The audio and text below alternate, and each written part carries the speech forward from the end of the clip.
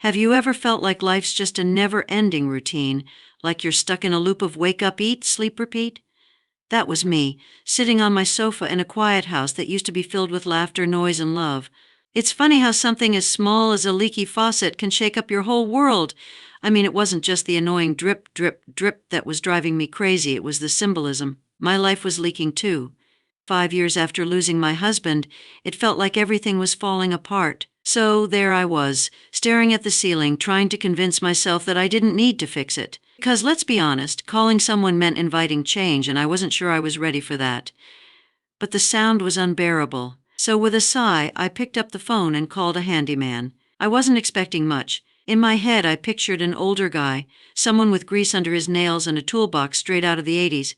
But when Ethan showed up, let's just say he wasn't anything like I imagined. I opened the door and there he was, tall, in his early 30s, with a quiet charm that instantly threw me off guard. I stammered a hello and showed him to the kitchen, trying not to notice the way his sleeves were rolled up, revealing toned forearms.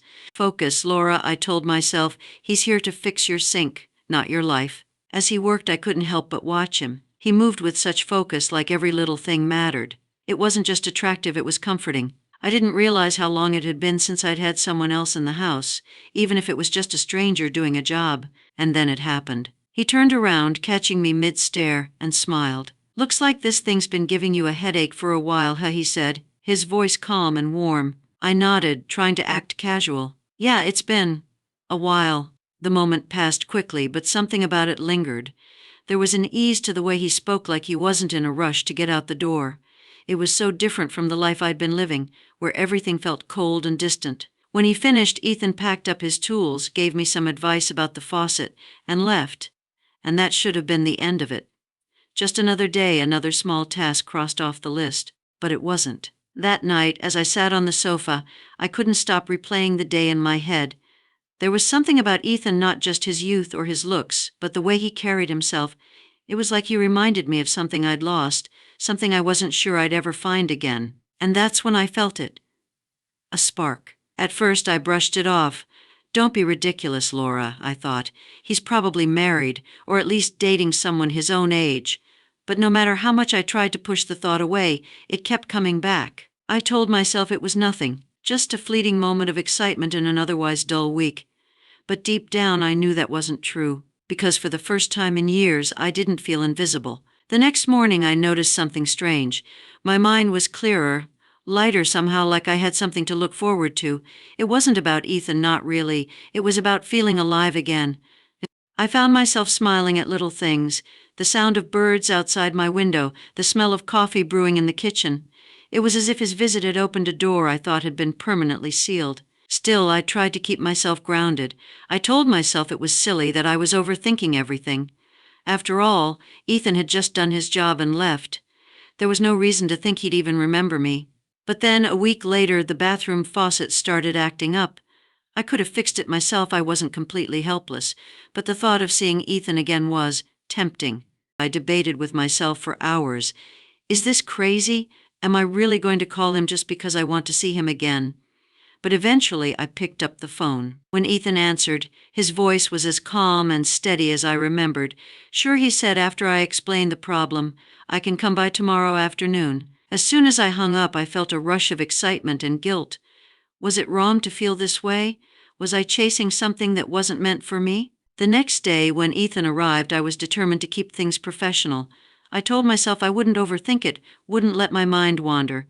But the moment he walked in, that resolve went out the window. He greeted me with the same easy smile, and I felt my heart skip a beat. "Let's take a look at that faucet," he said, grabbing his tools.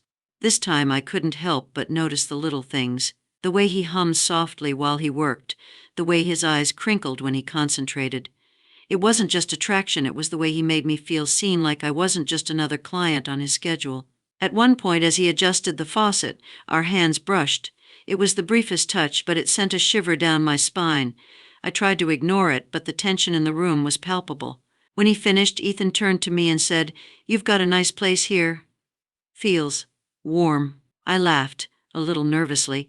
"Well, it's a work in progress. Kind of like me." He paused for a moment, his expression softening. "We're all a work in progress," he said quietly. That line stayed with me long after he left.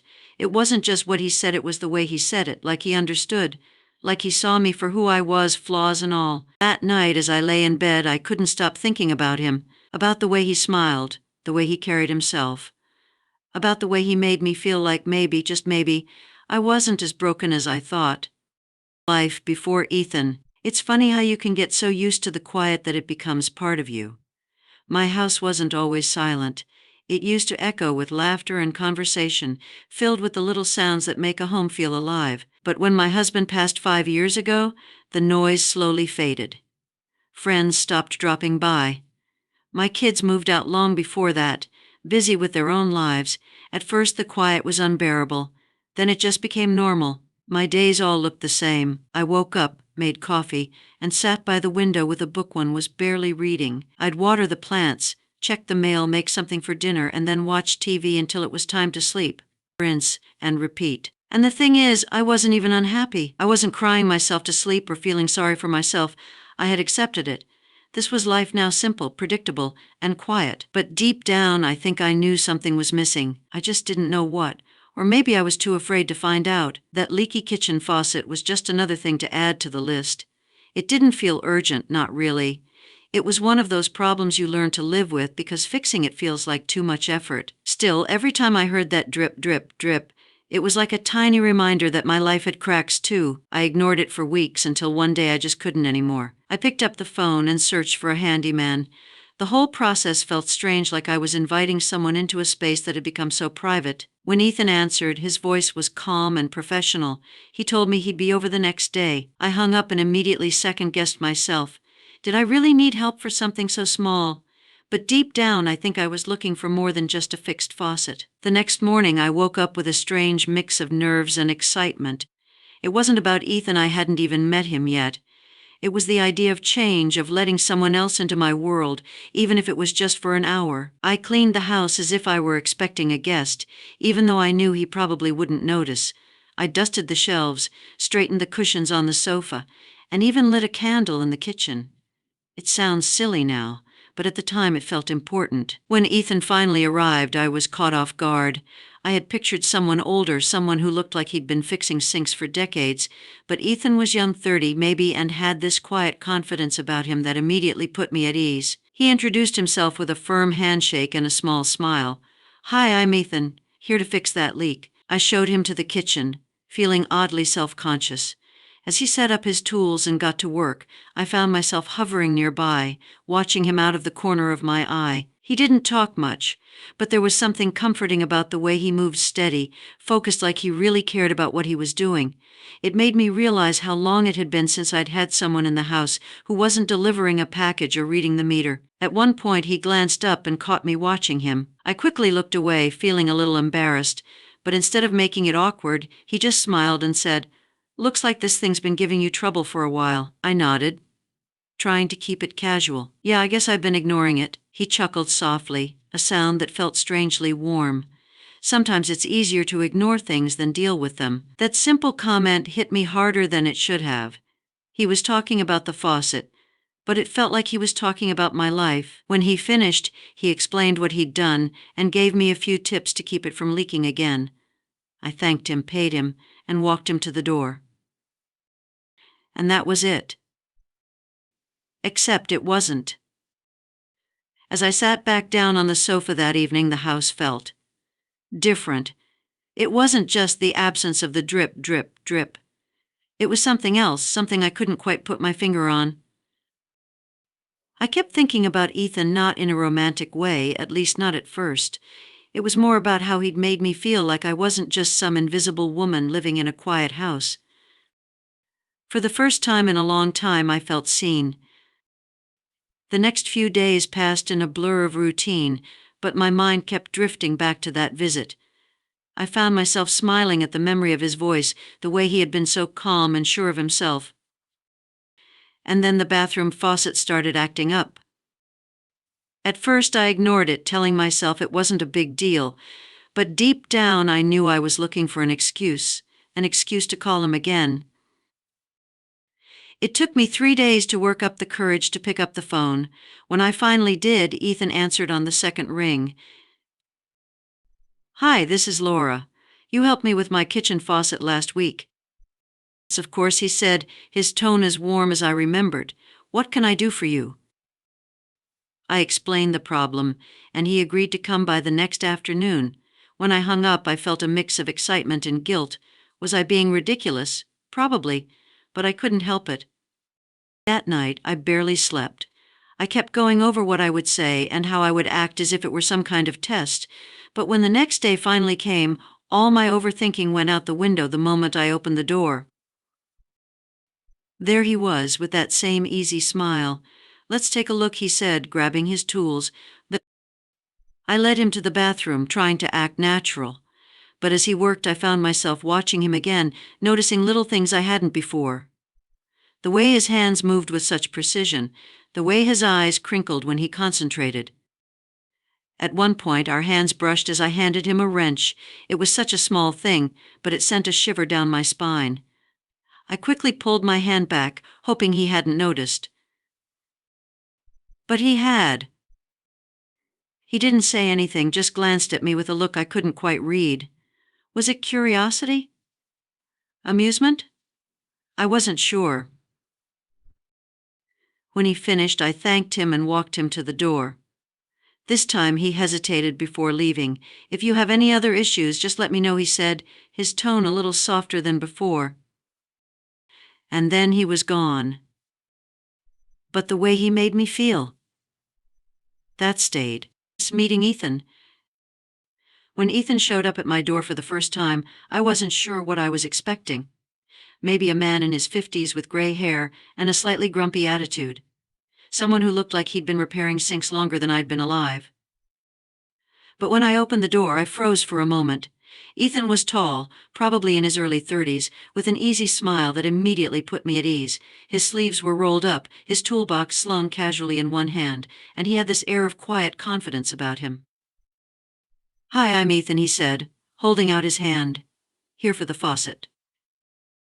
I stammered a hello and shook his hand, feeling oddly self-conscious. "Yeah, come in. The kitchen's this way." As I led him through the house, I couldn't help but feel a little embarrassed. I'd cleaned up, sure, but there was something about having someone new in my home that made me hyper-aware of every little thing: the slightly chipped paint on the walls, the stack of books I'd been meaning to put away, the faint creak of the floorboards. When we reached the kitchen, Ethan set his toolbox down and got straight to work. I hovered awkwardly at first, not sure if I should stay or give him space. But eventually I settled at the dining table, close enough to watch but far enough that I hoped I didn't seem nosy. There was something calming about the way he worked. He moved with purpose, his focus completely on the task at hand.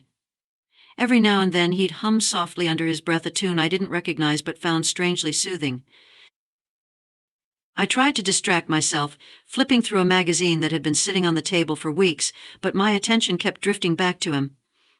I noticed how carefully he examined each piece, like even the smallest detail mattered. At one point he paused and looked up at me, catching me mid-stare. My face went hot, and I quickly looked down at the magazine, pretending to be deeply interested in an article about gardening tips. "Looks like this thing's been giving you trouble for a while," he said, his tone light. I glanced up, trying to play it cool. "Yeah, I guess I've been ignoring it." He smiled, a small, knowing smile that made me feel like he saw right through me. Sometimes it's easier to ignore things than deal with them, huh? It was such a simple comment, but it stuck with me. He was talking about the faucet, but it felt like he was talking about me too. When he finished the repair, Ethan wiped his hands on a rag and explained what he'd done. "Shouldn't have any more issues, but if you do, just give me a call." I nodded, thanking him as I walked him to the door. "I really appreciate it." "It's no problem," he said, flashing that easy smile again. "Have a good day, Laura." And then he was gone. I stood by the door for a moment after he left, the house suddenly feeling quieter than it had before. It wasn't just the absence of the leaky faucet's drip, drip, drip. It was something else, something I couldn't quite put into words. That night I sat on the sofa, replaying the day in my head. Ethan's voice, his smile, the way he'd move so effortlessly through the kitchen. I wasn't sure why I was thinking about him so much. After all, he'd just come to fix a faucet. It wasn't like we'd shared some deep, life-changing conversation. But there was something about him that lingered. Maybe it was the way he'd made me feel. Seen, not as a lonely widow or just another client on his schedule, but as a person. It had been so long since I'd felt that. The days that followed were a strange mix of routine and restlessness. I went through the motions watering the plants, making dinner, flipping through TV channels, but my mind kept drifting back to Ethan. And then, just when I thought I'd finally managed to push him from my thoughts, the bathroom faucet started acting up. I stared at it for a long time, debating whether I should call him again. Was I being ridiculous? It was just a faucet. I could probably fix it myself if I really tried. But deep down I knew I wanted to see him again. I picked up the phone, my heart racing as I dialed his number. He answered on the second ring, his voice as calm and steady as I remembered. "Hi, Ethan. It's Laura. You helped me with my kitchen faucet last week."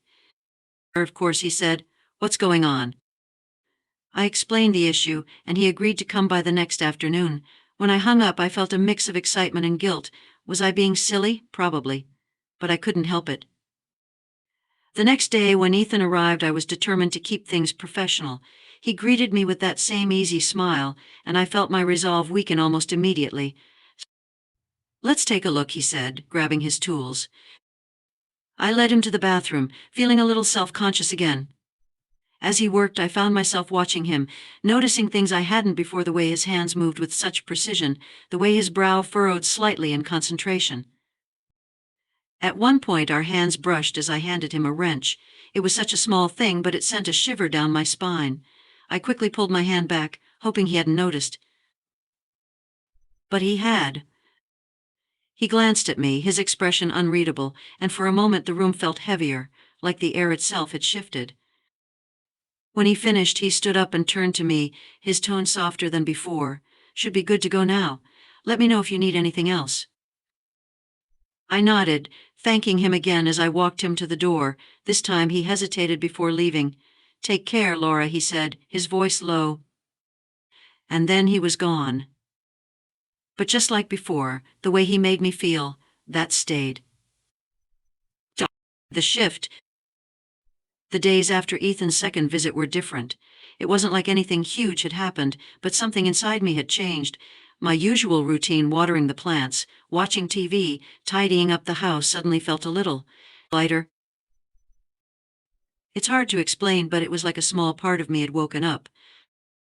I tried to convince myself it was nothing. He was just a handyman, after all, someone doing his job and doing it well. But every time I thought about him, his smile, the way he carried himself, that calm, steady voice, I couldn't help but feel something stirring deep inside. At first, I pushed the feelings away. It wasn't practical, and it certainly wasn't appropriate.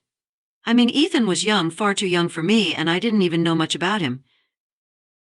But the more I tried not to think about him, the more he seemed to occupy my mind.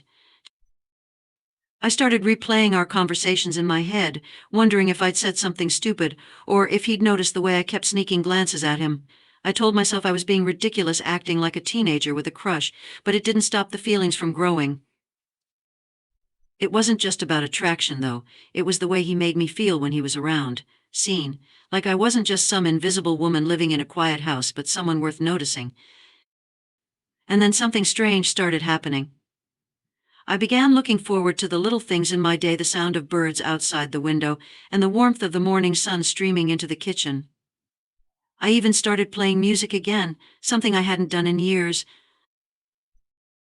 It was like Ethan's visits had left behind this energy, this spark that I couldn't ignore. Of course, I didn't tell anyone about it. Not that there were many people to tell. Most of my friends had drifted away after my husband passed, and my kids were busy with their own lives. But even if I had someone to confide in, I wasn't sure I'd have the courage to admit what I was feeling. Because it wasn't just about Ethan, it was about me. For so long, I'd been living in this fog, going through the motions without really feeling anything, but now it was like a light had been switched on, and I couldn't help but wonder what else might be out there waiting for me. The next time I saw Ethan, I wasn't sure what to expect. I'd called him for a minor issue with a door that wouldn't close properly, something I probably could have fixed myself, but I told myself it was better to leave it to a professional.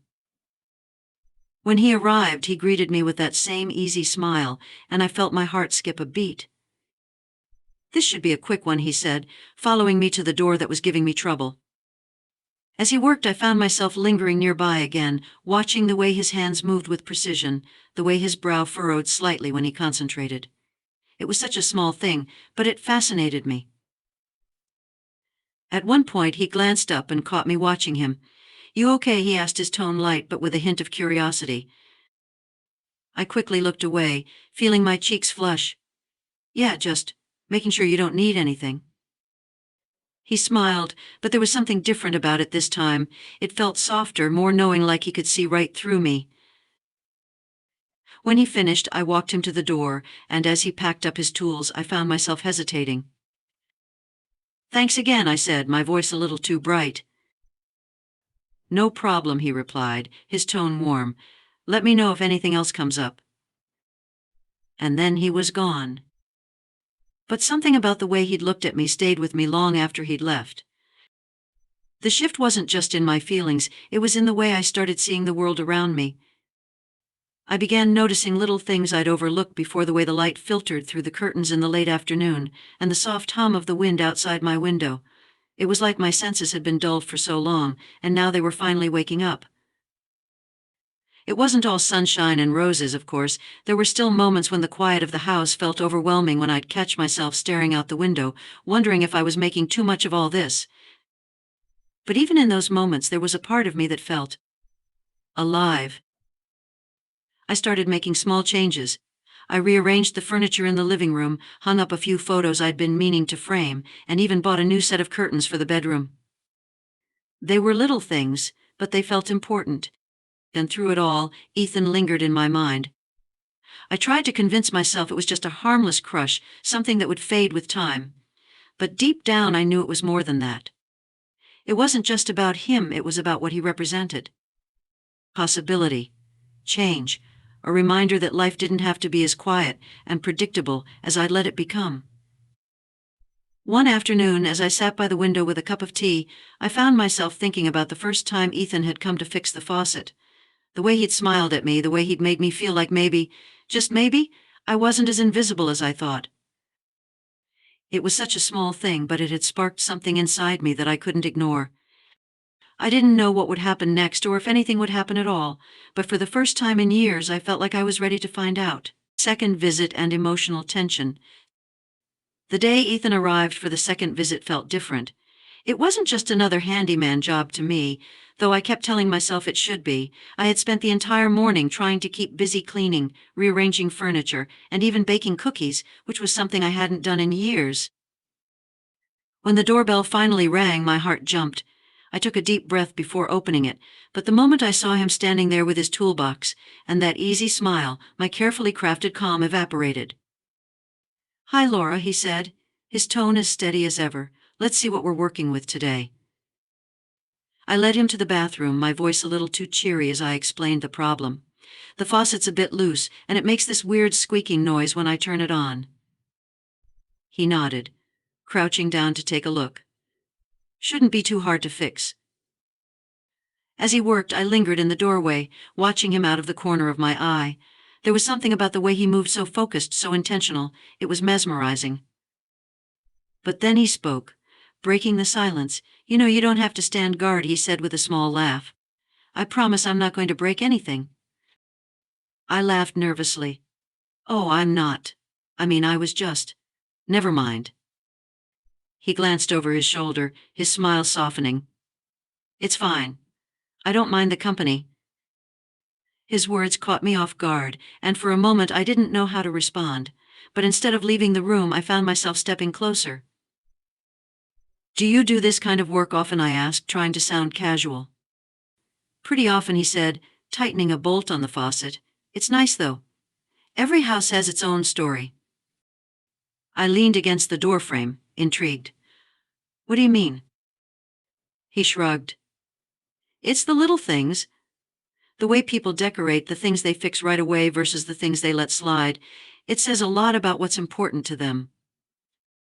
His words hit me in a way I wasn't expecting. What did my house say about me? That I'd let things slide for too long? That I'd been stuck in a cycle of ignoring the cracks, both literal and metaphorical? Before I could answer, he turned the faucet handle and stood up, brushing his hands off. That should do it. No more squeaks. I smiled, feeling a strange mix of relief and disappointment that the job was done so quickly. Thanks, I don't know what I'd do without you. His expression softened again, and for a brief moment I thought I saw something in his eyes, a flicker of something unspoken. It's no problem, he said, his voice lower this time. We stood there in the small bathroom, neither of us speaking. The air felt heavier, charged somehow, and I couldn't tell if it was just me imagining things. But then our hands brushed as I reached for the faucet to test it. The touch was brief, barely more than a second, but it sent a shiver down my spine. I pulled my hand back quickly, hoping he hadn't noticed. He had. Ethan glanced at me, his expression unreadable. For a moment I thought he might say something, but instead he cleared his throat and stepped back. Well, he said, breaking the tension, if anything else comes up, you know where to find me. I nodded, trying to keep my voice steady. Thanks again, I'll walk you out. As we made our way to the front door, the silence between us felt different, not awkward, but loaded, like there was something neither of us was ready to say. When he stepped outside, he turned back to me, his smile a little softer than before. Take care, Laura. You too, I said, watching as he walked to his truck. As soon as he drove away, I closed the door and leaned against it, my mind racing. What was happening? Was I imagining the tension, or was there really something there? That night I replayed the day's events over and over in my mind. The way his hand had brushed mine, the way he'd looked at me in the bathroom, it felt like more than just a simple repair job. I told myself I was being ridiculous. Ethan was young, and there was no reason to think he saw me as anything other than a client, but deep down I couldn't shake the feeling that there was something unspoken between us. The next morning, as I sat by the window with my coffee, I found myself smiling at the thought of him. It wasn't just about the way he looked or the way he carried himself, it was about how he made me feel. For the first time in years, I felt alive. But with that feeling came something else, fear. Fear that I was reading too much into things, fear that I was setting myself up for heartbreak. I decided to distract myself, throwing myself into small projects around the house. I cleaned out the closet, rearranged the living room, and even started a new puzzle I'd been meaning to work on for months. But no matter what I did, my thoughts kept drifting back to Ethan. What was it about him that had such a hold on me? Was it just the novelty of having someone new in my life, or was it something more? I didn't have the answers, but one thing was clear: Ethan had stirred something in me that I couldn't ignore. The turning point, the kiss. It had been a week since Ethan last visited, and though I tried to keep busy, he was never far from my thoughts. I kept telling myself it was silly that I was reading too much into our interactions. He was just doing his job, wasn't he? But deep down, I wasn't so sure. I found myself replaying the way he had smiled at me, the softness in his voice when he said, "Take care." It wasn't just the words, it was the way he said them, like he truly meant them. When the dishwasher started acting up, I didn't even try to fix it. I picked up the phone and called Ethan. "Hey, Laura," he said when he answered. His voice was warm and familiar, and it sent a small wave of relief through me. I explained the problem and he agreed to come by the next afternoon. The moment I hung up, the nerves kicked in. The next day, I spent way too much time preparing for his visit. I told myself it was just about making the house presentable, but deep down I knew it was more than that. When the doorbell rang, my heart leaped. I took a deep breath and opened the door. There he was, toolbox in hand, that same easy smile on his face. "Hey, Laura," he said. "Ready to tackle this dishwasher?" I laughed, stepping aside to let him in. "As ready as I'll ever be." As he worked, I found myself drawn to him again, watching the way his hands moved, the quiet concentration on his face. It wasn't just attraction, it was something deeper, something I couldn't quite put into words.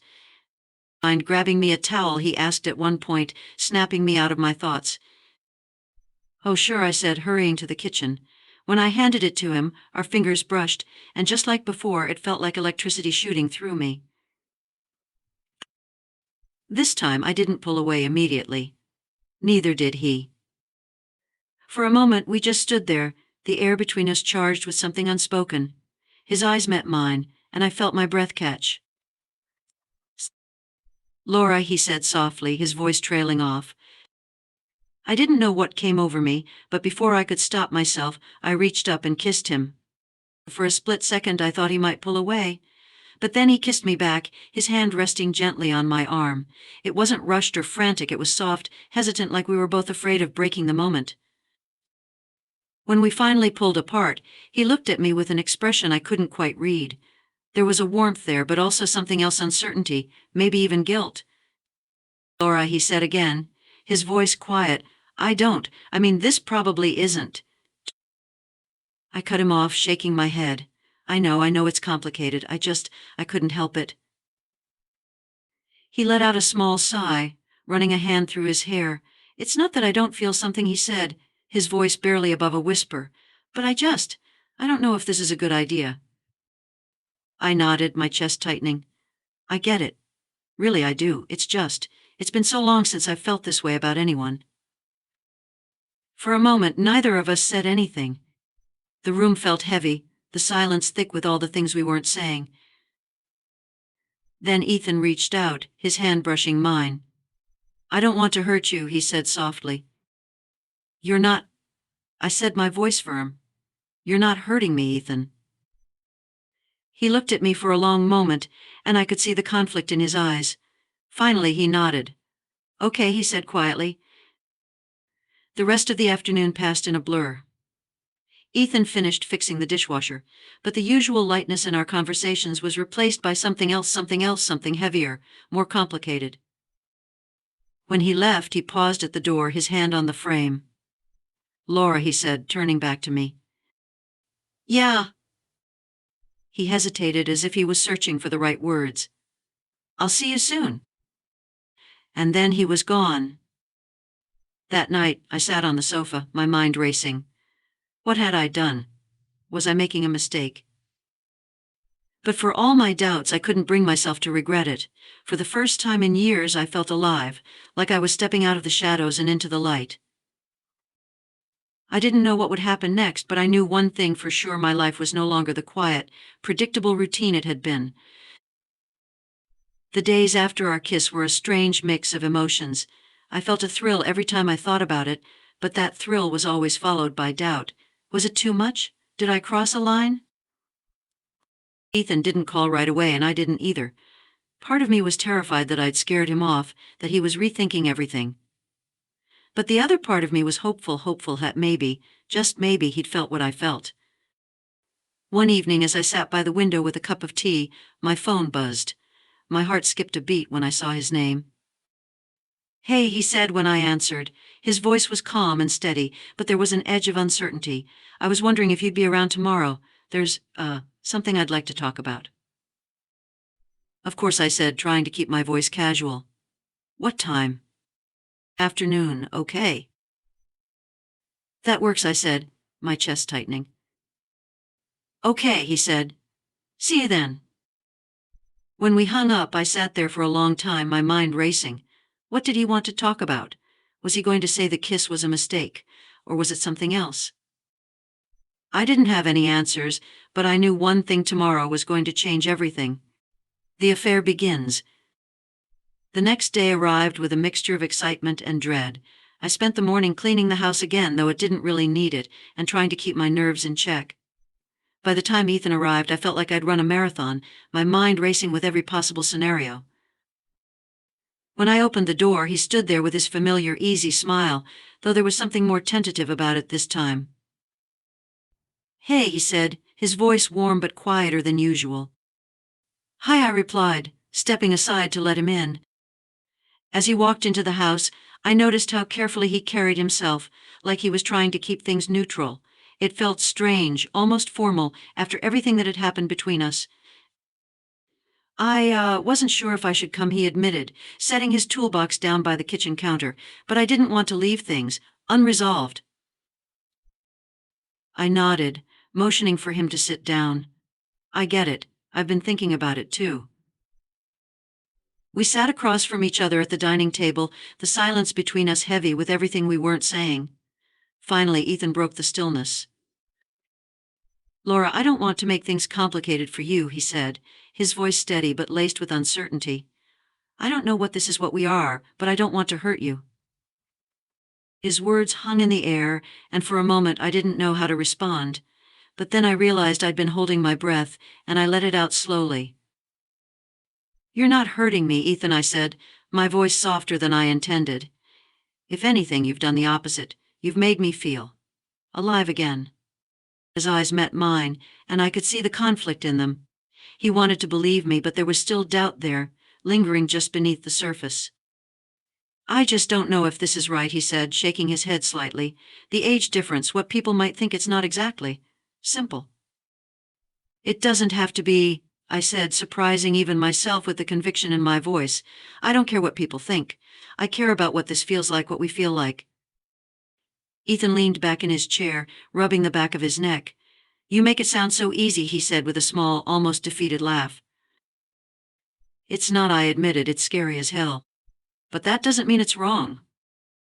The conversation didn't end with a grand declaration or some dramatic resolution. It ended with a tentative agreement, an unspoken understanding that whatever this was, we would take it one step at a time. And that's how it began. Our first few weeks together were cautious, almost secretive. We didn't tell anyone, not that there was anyone to tell in my case, and we kept our time together confined to the house. Ethan would come over after his jobs were done for the day, and we'd sit on the sofa, talking about everything and nothing. At first it felt almost surreal, like we were playing pretend, but as the days turned into weeks it started to feel real. Ethan had a way of making even the simplest moments feel special. He'd tease me about my taste in TV shows or insist on helping me with the dishes after dinner, even when I told him he didn't have to.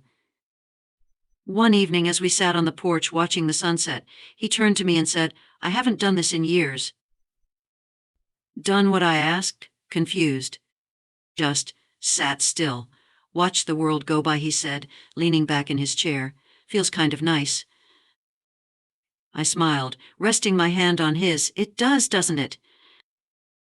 But it wasn't all easy. As much as I tried to live in the moment, there were times when the weight of our situation felt like too much. Ethan would grow quiet, his usual lightness replaced by something heavier. Are you okay? I'd ask, even though I already knew the answer. Yeah, he'd reply, forcing a small smile, just thinking. I didn't push him. I knew what he was thinking about, what people would say if they knew, how this would look from the outside. There were moments when I doubted myself too. Late at night, when the house was quiet and I was left alone with my thoughts, I'd wonder if I was being selfish, if I was setting us both up for heartache. But then Ethan would show up the next day, his smile chasing away the doubts, and I'd let myself believe that maybe, just maybe, we could make this work. One evening, as we sat on the sofa with a bottle of wine between us, Ethan turned to me, his expression serious. Laura, can I ask you something? Of course, I said, setting my glass down. Why me? He asked, his voice quiet. Why now? The question caught me off guard, but as I thought about it, the answer became clear. Because you make me feel like I matter, I said, my voice steady. You remind me that life doesn't have to be over just because it's changed, and because I think I needed you, even if I didn't realize it. Ethan didn't say anything right away, but the look in his eyes said more than words ever could. I guess I needed you too, he said finally, a small smile playing on his lips. That was the night things shifted. It wasn't just about stolen moments or cautious glances anymore. It was about us, about what we meant to each other. We weren't perfect, and we didn't have all the answers. But we had something, and for the first time in a long time, that felt like enough. Challenges and doubts. At first, everything felt like a dream. Ethan and I fell into a rhythm, a quiet understanding that made the days feel lighter and the nights feel warmer.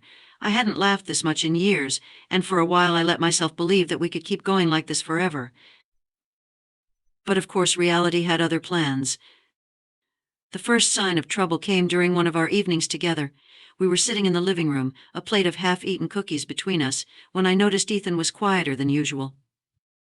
"Are you okay?" I asked, leaning forward. He hesitated, running a hand through his hair. "Yeah, just a lot on my mind." "Do you want to talk about it?" He shook his head. "It's nothing, really." But it wasn't nothing. Over the next few days, I noticed the little changes, the way he'd drift off during conversations, the way his smile didn't quite reach his eyes. It wasn't like him, and I couldn't shake the feeling that something was wrong. One evening, as we sat on the porch, I decided to press him. "Ethan," I said gently, "what's going on?" He stared out at the horizon, his jaw tightening. "I've just been thinking," he said finally. "About what?" He turned to me, his eyes filled with a mixture of sadness and frustration. "About us. About what we're doing." My chest tightened. "What about it?" He sighed, leaning forward and resting his elbows on his knees. "Laura, I care about you. I really do. But sometimes I wonder if this is fair to either of us." "What do you mean?" I asked, though I already knew the answer. "The age difference," he said, his voice barely above a whisper, "the way people might look at us if they knew. It's not that I'm ashamed of you, God, no, but I don't want to make your life harder." I reached out, placing a hand on his arm. "You're not making my life harder, Ethan. If anything, you've made it better." "I know," he said, his voice breaking slightly, "but I can't stop thinking about it, about how people might judge you, about how this could end." His words hung in the air, heavy and unshakable. I wanted to tell him that it didn't matter, that we could face anything together. But a part of me knew he wasn't wrong. The weeks that followed were a roller coaster of emotions. Some days we were the way we'd always been, laughing, teasing, stealing kisses in the kitchen. On other days, the tension between us was impossible to ignore. I tried to focus on the good moments, the way he'd light up when he told me about a new project he was working on, or the way he'd hold my hand like he never wanted to let go. But the doubts lingered, always lurking in the background. One evening, as we sat in the living room, Ethan turned to me, his expression serious. "Laura," he said softly, "do you ever think about where this is going?" The question caught me off guard, but I nodded. "Of course I do. All the time." And, I don't know," I admitted. "I don't have all the answers, Ethan. But I know how I feel about you, and I know that I don't want to lose you." He looked at me for a long moment, his eyes searching mine. "I don't want to lose you either," he said finally, "but I can't stop wondering if we're setting ourselves up for heartbreak." I reached out, taking his hand in mine. "Maybe we are," I said, "but isn't it worth the risk?" He didn't answer right away, but the way he squeezed my hand told me he wasn't ready to give up yet. The doubts didn't disappear, but we found ways to push through them, one day at a time. We started taking small steps to bring more normalcy into our relationship. We'd go out for coffee in the mornings or take walks through the park, even though we both felt the unspoken tension of what people might think if they saw us together. "Do you think they're looking at us?" I asked one afternoon as we sat on a bench by the lake. Ethan glanced around, his expression unreadable. "Maybe," he said, "but does it matter?" I wanted to say no, but the truth was, it did matter at least a little. I hated that it did, but the fear of judgment was hard to ignore. Still, we kept going. One night, as we lay in bed, Ethan turned to me, his voice quiet in the darkness. "Do you ever regret this?" he asked. "Never," I said without hesitation. "Not even a little?" I shook my head, reaching out to touch his face. "Not even a little. You've given me more than you'll ever know, Ethan, and no matter what happens, I'll never regret that." He closed his eyes, a small smile playing on his lips. "You always know the right thing to say." "Yet not always," I said with a laugh, "but I mean it. I don't regret this. I don't regret us." For the first time in weeks, the tension between us seemed to fade, replaced by a quiet understanding. But even as we found moments of peace, the doubts never truly went away. They lingered in the background, a reminder of the challenges we couldn't ignore. I didn't know what the future held for us, but I knew one thing for sure: I wasn't ready to let go. Not yet. and from the way Ethan held me that night, I could tell he wasn't either. The breakup. It was a cool autumn evening when everything finally came to a head. The leaves outside had turned shades of gold and crimson, swirling in the wind, but the beauty of the season felt distant and hollow. Ethan was sitting on the sofa, his elbows resting on his knees, his head in his hands. I watched him from across the room, my heart heavy with a sense of inevitability. "I can't do this anymore," he said finally, his voice breaking the silence. The words hit me like a punch to the chest. I felt the air leave my lungs, but I forced myself to stay calm. "Ethan." He looked up at me, his eyes filled with pain. "Laura, this isn't about how I feel about you. You know how much you mean to me, but I can't keep ignoring the reality of our situation." "What reality?" I asked, my voice trembling. "That we're happy? That we care about each other." He shook his head, his jaw tightening. "That we're living in a bubble that's going to burst sooner or later." I crossed the room and sat down beside him, reaching for his hand. "We don't have to live in a bubble, Ethan. We can face whatever comes. Together." He pulled his hand away gently, his gaze dropping to the floor. "I wish it were that simple. But it's not. The age difference, the judgment, it's always there, Laura. Even if we try to ignore it." I felt tears welling up in my eyes, but I blinked them away. "Do you care about what other people think? Or is this about you?" "It's not about them," he said quickly. "It's about us. About me wanting you to have a life that's easier, without all this weight hanging over you." "You are not a weight," I said firmly. "You are the best thing that's happened to me in years." His shoulders slumped, and he let out a shaky breath. "And you've been the best thing that's happened to me. But that doesn't make this right." We sat there in silence for what felt like an eternity. The words we weren't saying hung heavy in the air, filling the space between us. Finally, I broke the silence. "So that's it? You're just giving up?" "I'm not giving up," he said, his voice barely above a whisper. "I'm trying to do what's best for both of us." "How is this best?" I asked, my voice rising. "How is walking away from something good supposed to be the right thing?" He didn't have an answer. Or maybe he did, but he couldn't bring himself to say it. "I love you," I said, the words spilling out before I could stop them. "I love you, Ethan. Isn't that enough?" His face crumpled, and for a moment I thought he might change his mind, but then he shook his head, his expression pained. "Sometimes love isn't enough." That night was the hardest of my life. Ethan stayed long enough to say goodbye, his words soft and full of regret. "You've given me so much, Laura," he said, his voice cracking. "You've shown me what it means to care about someone. I'll never forget that." "Then why are you leaving?" I asked, my voice breaking. "Because I care about you too much to stay," he said. He left quietly, closing the door behind him with a finality that echoed through the house. I stood there for a long time, staring at the door, hoping he might come back. But he didn't. The days that followed were a blur. The house felt emptier than ever, and no matter how hard I tried to distract myself, everything reminded me of him. The sofa where we'd spent countless evenings talking and laughing, the kitchen where he'd teased me about burning dinner, the porch where we'd watched the sunset together. It all felt like a cruel reminder of what I'd lost. I tried to convince myself that it was for the best, that Ethan had made the right choice, but the truth was I didn't believe it. I couldn't believe it. One evening, as I sat by the window, watching the sun dip below the horizon, I let myself cry. Really cry. I cried for the love we'd found and the future we'd never have.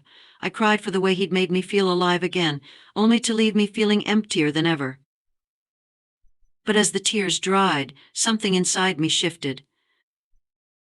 I realized that while losing Ethan was one of the hardest things I'd ever experienced, it didn't take away what we'd shared.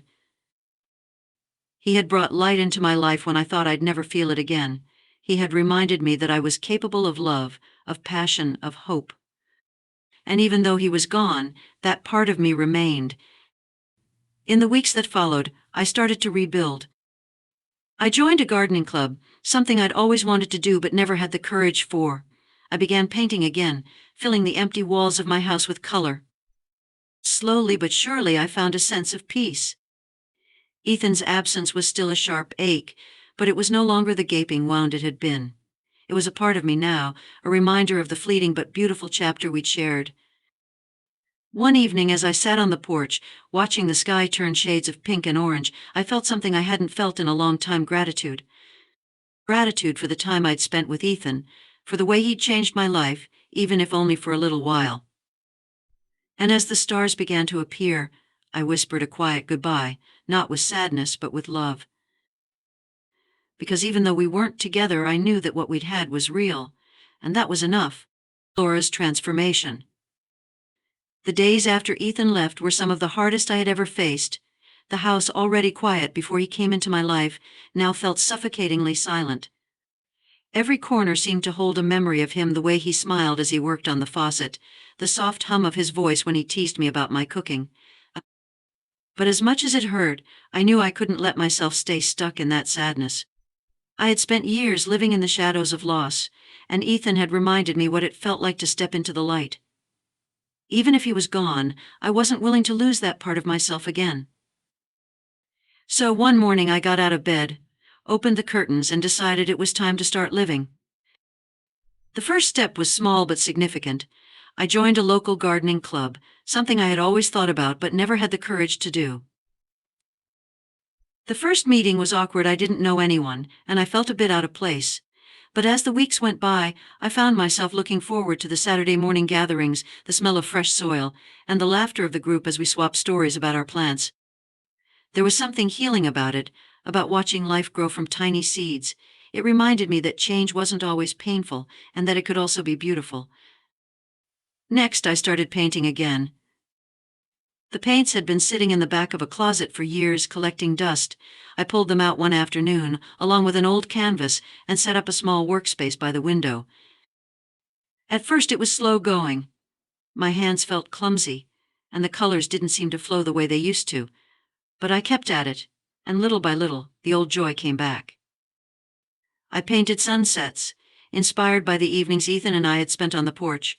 I painted flowers like the ones I was learning to grow in the garden, and I painted abstract shapes, full of color and energy, a reflection of the emotions swirling inside me. The paintings filled the empty walls of my house, bringing warmth and life to the space. It didn't feel so lonely anymore. Through it all, I found myself connecting with people in ways I hadn't before. At the gardening club, I met a woman named Ruth, who invited me to join her book club. I accepted, even though I hadn't read anything new in months. The first meeting felt a little intimidating, but Ruth was kind and welcoming, and the group had a way of making me feel at ease. We talked about the characters in the book, their struggles and triumphs, and I realized how much I had missed those kinds of conversations. Little by little, my world started to expand. One afternoon, as I was cleaning out the attic, I came across an old photo album. Flipping through the pages, I saw pictures of my younger self, smiling, carefree, full of energy. There were photos of me and my late husband, of our kids when they were little, of family vacations and holidays. It made me smile and ache at the same time. But as I looked through those memories, I realized something. I wasn't that same woman anymore, and that was okay. Life had changed me and shaped me in ways I hadn't expected, and while I couldn't go back to who I was, I could honor that version of myself by moving forward. One evening, as I sat on the porch watching the sunset, I felt a sense of peace I hadn't known in years. The colors in the sky were breathtaking: vivid oranges and soft pinks blending into deep purples. It reminded me of the paintings I'd been working on, of the life I was rebuilding piece by piece. For the first time in a long time, I wasn't thinking about what I'd lost. I was thinking about what I'd found: hope, resilience, and a new sense of purpose. Ethan's absence was still a part of me, like a scar that would never fully fade, but instead of feeling like an open wound, it had become a reminder. A reminder that love, no matter how brief or complicated, was always worth it. A reminder that even in the darkest times there was always the possibility of light. In the months that followed, I continued to build this new version of my life. I started volunteering at a local community center, teaching art classes to kids. Their energy and creativity were infectious, and I found myself smiling more than I had in years. I also started exploring places I'd never been before: small coffee shops, local hiking trails, and even a pottery class Ruth convinced me to try. Each experience felt like another step forward, another piece of the puzzle falling into place. One evening, as I was closing up after an art class, I found myself thinking about Ethan. I wondered where he was, what he was doing, if he ever thought about me. Part of me hoped he was happy, that he'd found peace with his decision. But another part of me hoped he missed me too. I knew I'd probably never get the answers to those questions, and I was okay with that. Because the truth was, I didn't need closure from him. I had found it within myself. As I sat on the porch that night, watching the stars appear one by one, I felt something I hadn't felt in a long time: gratitude. Gratitude for the love I'd experienced, for the lessons I'd learned, and for the woman I was becoming.